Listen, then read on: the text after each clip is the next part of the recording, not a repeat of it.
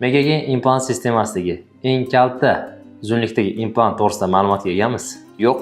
Unda bizni kuzating, bu to'g'risida sizga hozir ma'lumot beramiz. Megagen implant sistemasi eng kalta uzunlikdagi implant bu 5,5 mm li energy implant hisoblanadi. Ular 3,5, 4, 4,5, 5 diametrda bo'ladi. Implantlar odatda yuqori jag'da, malyar sohalarida yuqori jag' bo'shlig'igacha bo'lgan masofa qisqa bo'lgan holatlarda, ya'ni 4-5 mm bo'lgan holatlarda hech qanday qo'shimcha amaliyotlarsiz o'tkazishingiz, implantlarni o'rnatishingiz mumkin bo'ladi. Pastki jag'da esa alveolyar nervga yaqin bo'lgan masofalarda ushbu turdagi implantlardan foydalanib, qisqa muddatda reabilitatsiya, bemorlarda chaynash funksiyasini tiklab berish mumkin bo'ladi. Ushbu implantlar maxillofacial implantlar ham deb nomlanadi. Ushbu implantlarni o'rnatish uchun maxsus nabor talab etiladi. Ushbu naborda frezlar stopperga ega bo'lib, stopperlar odatda 5,5-6 mm dan chuqur bo'lgan masofani frezlamaydi.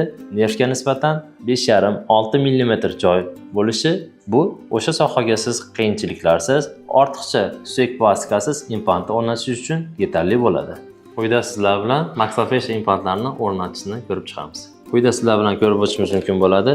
4 ga 5,5, ya'ni 4 diametr 5,5 uzunlikdagi implantimiz, 4,5 ga 5,5 yoki 5 diametr 5,5 mm uzunlikdagi implantlarimizni ko'rib o'tamiz.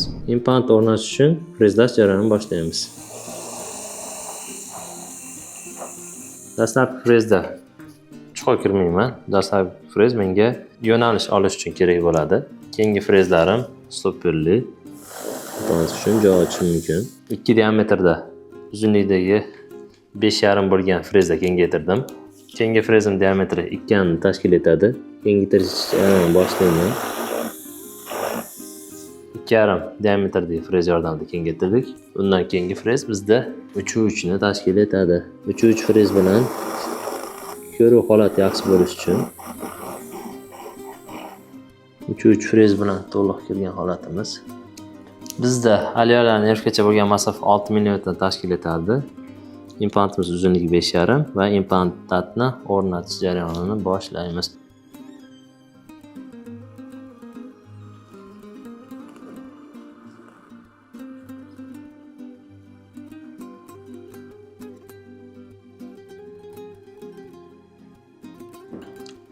Implantimiz o'rnatildi. Implantimiz taxminan 1 mm suyadan pastroqqa tushirildi. Ushbu klinik holatlarda ko'pincha o'rnatish vaqtida biz pritser rentgenga tayanamiz. Pritser rentgen bilan ishlash vaqtida alohida ahamiyat kasb etadi. Sizning og'iz bo'shlig'idagi sensor hamda tashqaridan berayotgan nur yo'nalishlar bir-biriga to'g'ri tushishi.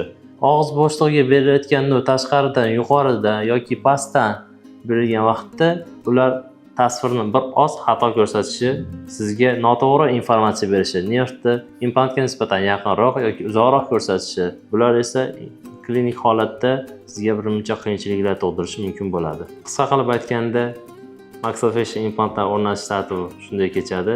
Bu turdagi implantlarni o'rnatgan vaqtda 6-7 tishlar sohasiga o'rnatilib mos qilinishi, qoplama ko'rinishda ishlatish tavsiya berilmaydi. Ya'niki 5-tishga hamda 7-tishga kalta implantlarda o'rnatgan holatlarda ularni qoplama ko'rinishda birlashtirish tavsiya etilmaydi.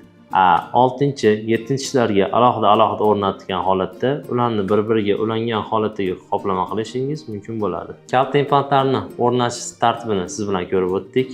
Xayr, salomat bo'ling.